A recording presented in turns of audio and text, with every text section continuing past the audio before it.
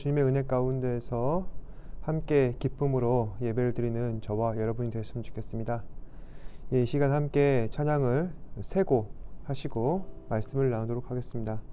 먼저 부르실 찬양은 나는 예배자입니다. 나 무엇과도 주님을 바꾸지 않으리. 그리고 그 사랑 얼마나 함께 찬양하시겠습니다.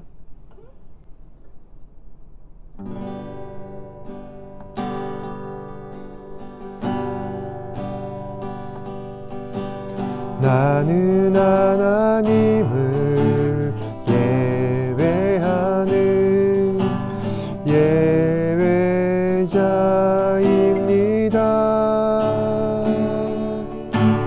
내가 서 있는 곳 어디서나 하나님을 예배합니다.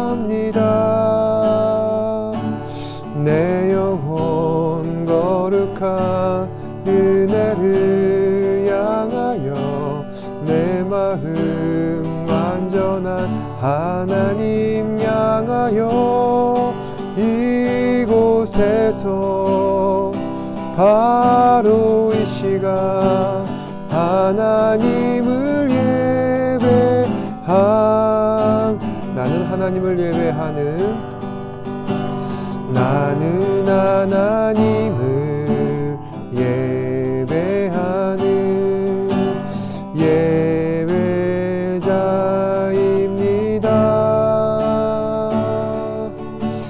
내가 서 있는 곳 어디서나 하나님을 예배합니다. 내 영혼 거룩한 은혜를 향하여 내 마음 완전한 하나님 향하여 이곳에서 바로 이 시간 하나님을 내 영혼 거룩한 은혜를 향하여 내 영혼 거룩한 은혜를 향하여 내 마음 완전한 하나님 향하여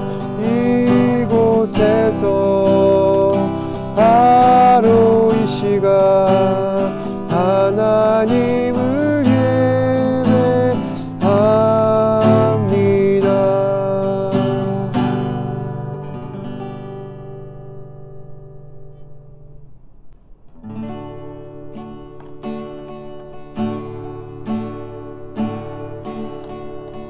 나 무엇과도 주님을 바꾸지 않으리.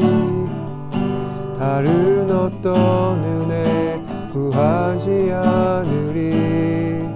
오직 주님만이 내 삶의 도움이시니 주의 얼굴 보기 원합니다. 주님 사랑해요.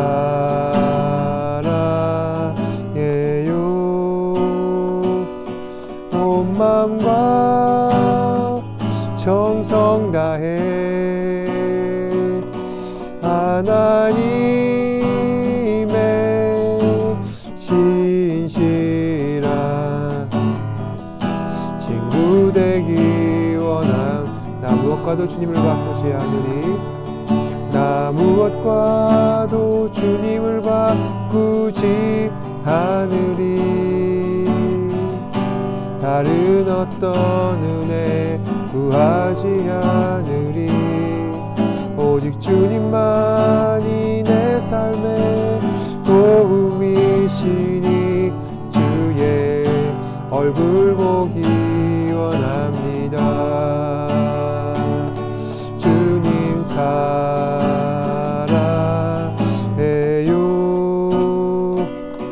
온 마음과 정성 다해 하나님의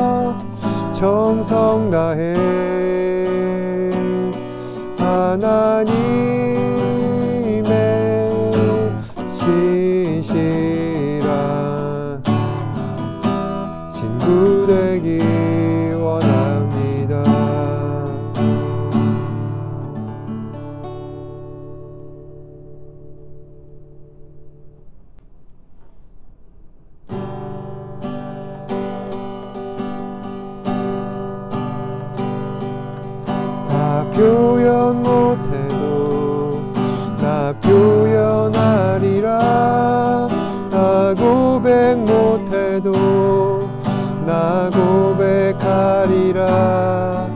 다 할 수 없어도 나 알아가리라. 나 닮지 못해도 나 닮아가리라. 나 표현 못해도 나 표현하리라. 나 고백 못해도 나 고백하리라.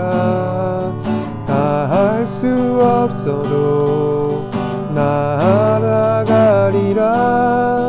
다 닮지 못해도 나 닮아가리라. 그 사랑 얼마나 아름다운지, 그 사랑 얼마나 날 부욕해 하는지, 그 사랑 얼마나 크고 놀라운지를, 그 사랑 얼마나 나를 감격하게 하는, 다 표현 못해도 다 표현 못해도 나 표현하리라. 나 고백 못해도 나 고백하리라. 다 할 수 없어도 나 알아가리라. 나 닮지 못해도 나 닮아가리라. 그 사랑 얼마나 아름다운지, 그 사랑 얼마나 날 부욕해 하는지, 그 사랑 얼마나 크고 놀라운지를, 그 사랑 얼마나 나를 감격하게 하는, 그 사랑 얼마나 나를 아름다운지, 그 사랑 얼마나 아름다운지, 그 사랑 얼마나 날 부욕해 하는지, 그 사랑 얼마나 크고 놀라운지를, 그 사랑 얼마나 나를 감격하게 하는지.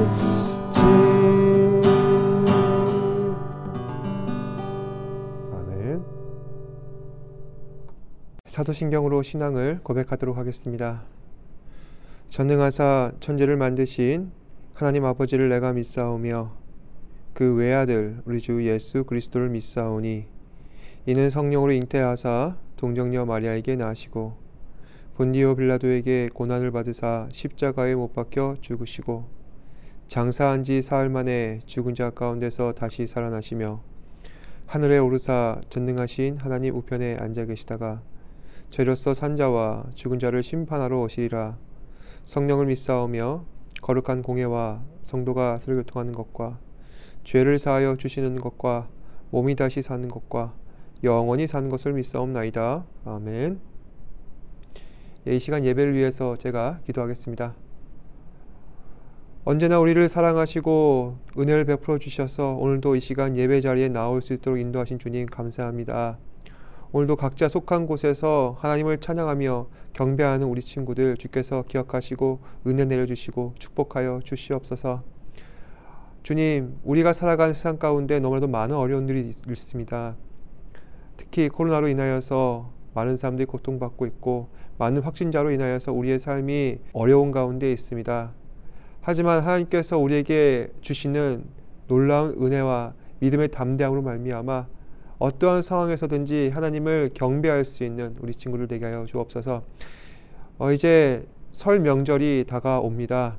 주님, 연휴 동안 가족과 함께 따뜻한 시간을 보내며 하나님의 사랑과 은혜를 함께 나눌 수 있는 귀한 시간들 되게 하여 주옵소서. 그리하여서 잘 쉬고 다시 우리의 삶 가운데에서, 우리의 학업 가운데에서 주님 앞에 영광을 돌릴 수 있는 우리 친구들 되게 하여 주옵소서. 이 시간 말씀을 듣습니다. 이 말씀을 통하여서 하나님의 은혜를 다시 한 번 더 되새기며 또한 주의 자녀로서 온전히 살아갈 수 있도록 성령님 인도하여 주시옵소서. 모든 것에 감사드리며 살아계신 예수님 이름으로 기도드립니다. 아멘.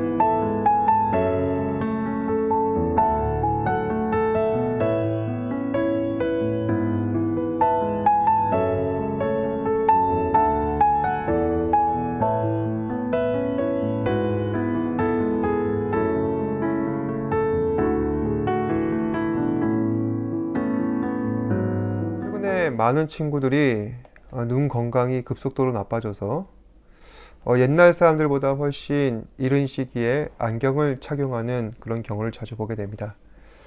저도 초등학교 5학년 때 처음 안경을 쓰기 시작했는데요.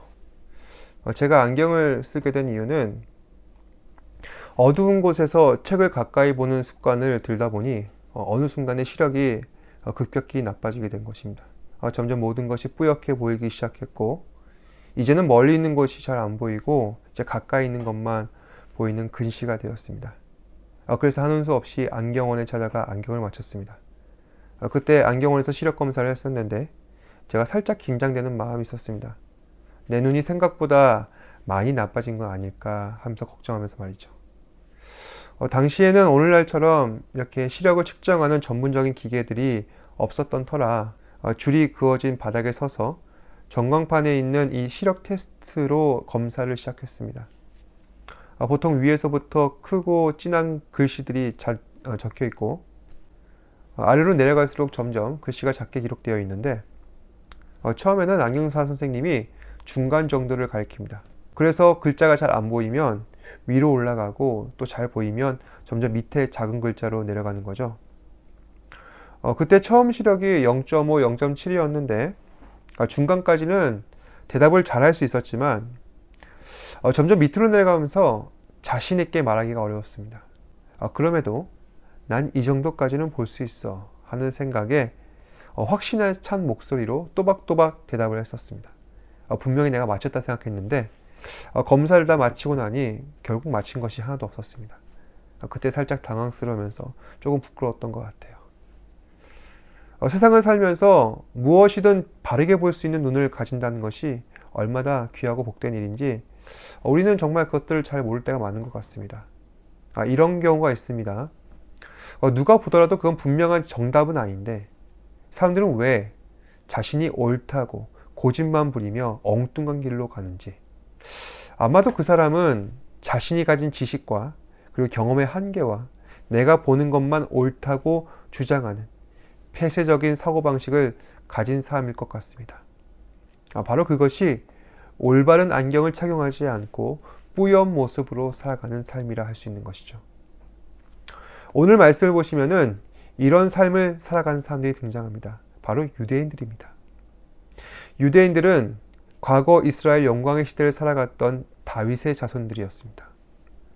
그래서 그들이 바라보고 있는 메시아란 예수님처럼 인류의 죄를 구원할 구세주가 아니라 전쟁에 능하고 나라를 정복하는 정치적인 메시아였습니다. 그러니 메시아가 등장했다는 소문이 들리게 되면 가장 먼저 유대인들은 자신들이 생각하는 정치적인 메시아가 맞는지 그 조건들을 따라 그 사람을 메시아로 인정할지 인정하지 않을지를 결정하게 되는 것입니다.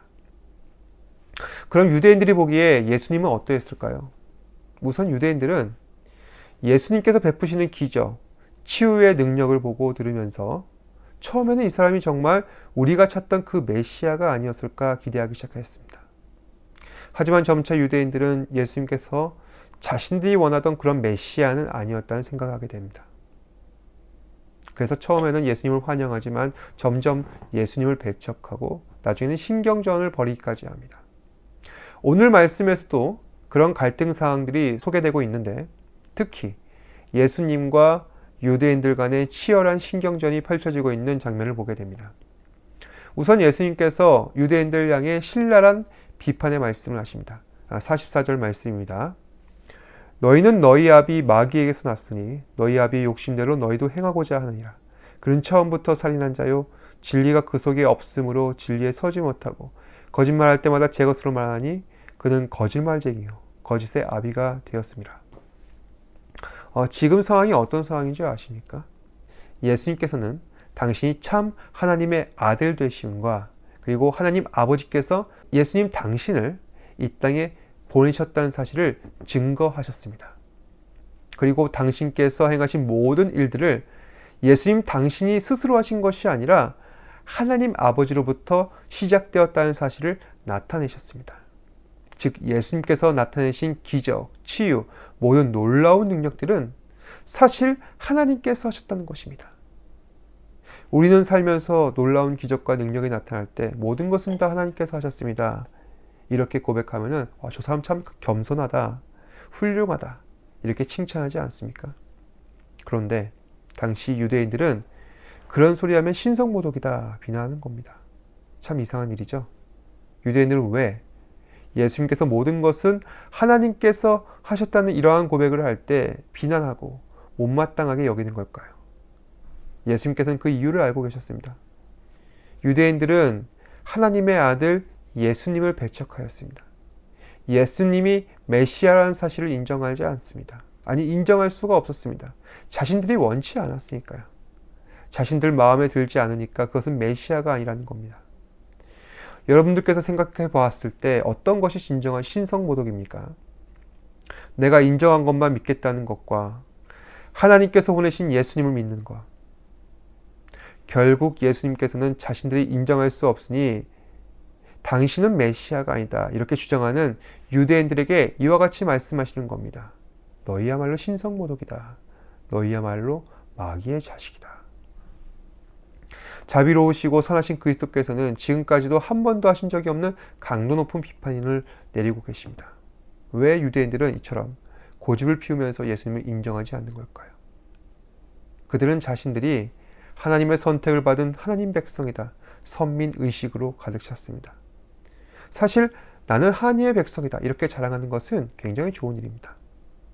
하지만 그것만 내세워서는 결코 하나님께서 원하시는 구원을 이룰 수가 없습니다. 구원은 선민의식으로 이루어지는 것이 아니라 하나님의 아들 예수 그리스도를 만날 때 구원이 이루어집니다. 그래서 예수님께서 유대인들을 향해 이렇게 세게 말씀하실 수밖에 없었던 것은 정말로 그들이 안타까웠기 때문입니다. 유대인들은 아브라함의 자손이요 율법을 가진 자라 자처하였습니다. 하지만 정작 그들은 율법에서 예언된 곧 오실 메시아 하나님의 아들 예수 그리스도를 보는 눈을 가지지 못하였습니다. 지독한 고집과 교만으로 인해서 하나님의 아들을 보는 눈이 가려져 있었고 결국 그래서 그들의 뿌연 눈으로 말미암아 구원으로부터 멀어지게 되었습니다. 한 걸음 더 나아가 유대인들은 진리의 왕 예수 그리스도를 죽이려 합니다. 59절 말씀 그들이 돌을 들어 치려 하거늘 예수께서 숨어 성전에서 나가시니라. 이러한 행위를 보면은 왜 예수님께서 그들을 향해 너희는 마귀에서 태어났다 이렇게 말씀하시는지 충분히 이해할 수 있습니다. 그럼 다시 돌아와서 오늘 말씀을 통해서 알 수 있는 마귀의 특징들은 무엇이 있을까요? 44절을 보면은 마귀의 세 가지 특징이 나타납니다. 첫 번째, 마귀는 처음부터 살인한 자입니다. 여러분들께서는 가인과 아벨의 이야기를 알고 계실 줄 압니다. 가인과 아벨은 인류의 조상 아담의 두 아들이었습니다. 그런데 형이었던 가인이 동생 아벨을 어떻게 합니까? 아벨을 시기하여서 돌로 죽여서 몰래 땅에 묻습니다. 그래서 가인은 인류 최초의 살인자입니다. 왜 가인은 동생을 죽였습니까? 그 마음에 시기와 질투, 분노, 그리고 악한 마음이 그의 행동을 충동질한 겁니다. 이처럼 마귀는 사람의 마음을 움직여서 사람을 죽이고 그 영혼까지 훔치게 됩니다. 물론 세상에 살면서 가인처럼 사람을 죽이는 그런 살인자들이 그렇게 흔치 않습니다. 왜냐하면 살인이라는 것은 결국 자신에게 있어 엄청난 리스크이기 때문입니다. 하지만 사람들은 마음에 분이 가득하고 누군가를 원망하면은 그 사람이 죽일 듯이 밉습니다. 이미 그 사람 마음속에는 그 사람을 수십 번도 죽였을 것입니다. 우리의 이런 마음을 누가 충동질을 합니까? 바로 마귀인 것입니다. 따라서 우리는 마음속에 분노와 질투와 시기심이 가득할 때 과연 지금 하나님께서 나의 이런 모습을 기뻐하시는가? 사람을 미워하고 분노하면서 어떻게 우리는 하나님의 자녀라 할 수 있는 것인가? 한번 진지하게 생각해 보는 것입니다. 당시 유대인들은 예수님의 말씀을 듣고 분노가 치밀어 올라 돌을 들어 죽이려 했습니다. 여러분, 예수님께서 틀리신 말씀 하신 적 있나요? 예수님은 하나님의 아들이신 거 우리도 인정하지 않습니까? 우리는 정말로 하나님께서 기뻐하시는 그 마음, 그 모습 그대로 살아야 할 줄로 믿습니다. 두 번째, 마귀는 거짓말쟁이입니다. 그래서 사람을 속이고 양심을 도둑질합니다. 거짓말하는 것은 자신을 속이고 사람을 속이며 세상을 속이는 겁니다. 그래서 거짓으로 인해 세상은 혼란스러워지는 것이고 무엇이 참인지 거짓인지 알지 못하게 됩니다. 세상에는 선의의 거짓말도 있지 않느냐 그렇게 주장하는 사람이 있습니다. 그런데 본래 거짓이라는 것은 무엇을 의미합니까? 그만큼 정직하지 못하다는 것을 말합니다. 그리고 신뢰를 잃게 됩니다. 신뢰를 잃게 되면 관계가 무너집니다. 그래서 거짓을 삼가고 오직 정직해야 한다고 성경도 가르치고 있습니다.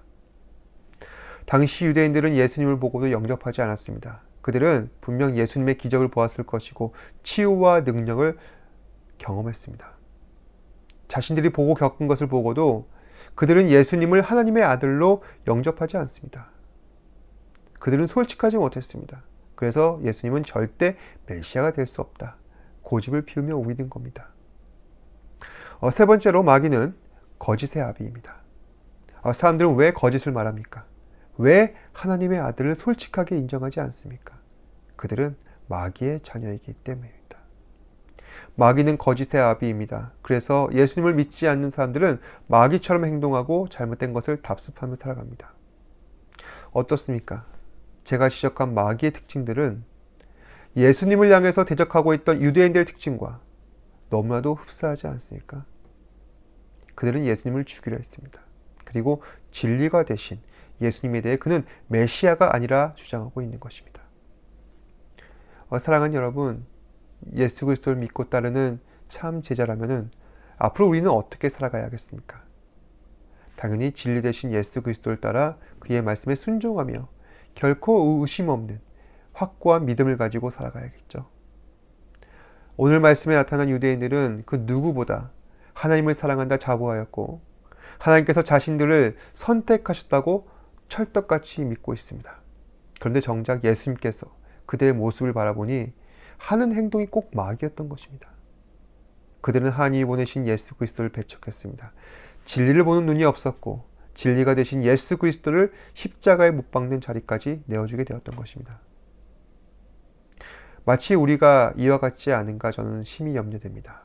교회를 오랫동안 다녀왔지만 그 횟수만으로 자신을 그리스도인이라 착각하는 그런 사람들이 우리 안에 있지 않은가. 오히려 그리스도인이라는 이름이 우리의 신앙을 바르게 보이지 못하게 하는 그런 걸림돌이 될 수도 있다는 생각이 듭니다. 물론 우리는 그리스도인들이 맞습니다. 중요한 것은 그에 걸맞게 살아가야 한다는 것이죠. 그래서 우리는 날마다 말씀을 붙들고 기도하며 진리가 되신 예수 그리스도를 만나기 위해 애쓰는 치열한 신앙생활이 필요하다는 것입니다. 또 한 주가 시작되었습니다.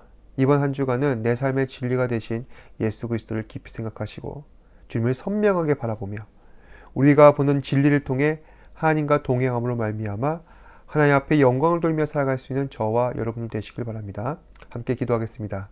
고맙고 사랑이 많으신 아버지 하나님 감사합니다. 오늘도 말씀을 통하여서 2000년 전 이 땅에 오신 예수 그리스도를 분명하게 바라볼 수 있는 안목을 허락하시고 또한 그 안에서 하나님의 은혜를 발견하게 하시며 우리가 어떻게 앞으로 살아가야 하는지 생각해보게 하신 것 감사합니다. 우리는 예수 그리스도를 바르게 보지 않으면은 마귀의 일을 할 수밖에 없습니다. 거짓을 말하고 하나님의 말씀을 왜곡하는 그러한 삶을 살 수밖에 없음을 고백합니다. 주님, 우리의 삶을 붙잡아 주시었고 은혜를 베풀어 주셔서 매 순간 말씀을 신뢰하며 주께서 우리에게 허락하여 주신 모든 은혜를 감사하며 살아갈 수 있는 우리 친구들 되게 하여 주옵소서. 그리하여서 정말로 한 사람 한 사람이 그리스도의 제자가 되게 하시고 그리스도의 본을 받아 세상 가운데 주님의 놀라운 능력, 권능과 은혜를 누리며 살아갈 수 있는 우리 사랑하는 친구들 되게 하여 주옵소서. 모든 것에 감사드리며 살아계신 예수님 이름으로 기도드립니다. 아멘. 하늘에 계신 우리 아버지여, 이름이 거룩히 여김을 받으시오며 나라가 임하시오며 뜻이 하늘에서 이루어진 것 같이 땅에서 이루어지이다. 오늘날 우리에게 일용할 양식을 주시옵고 우리가 우리에게 죄 지은 자를 사하여 준 것 같이 우리 죄를 사하여 주시옵고 우리를 시험에 들게 하지 마시옵고 다만 악에서 구하시옵소서. 나라와 권세와 영광이 아버지께 영원히 있사옵나이다. 아멘.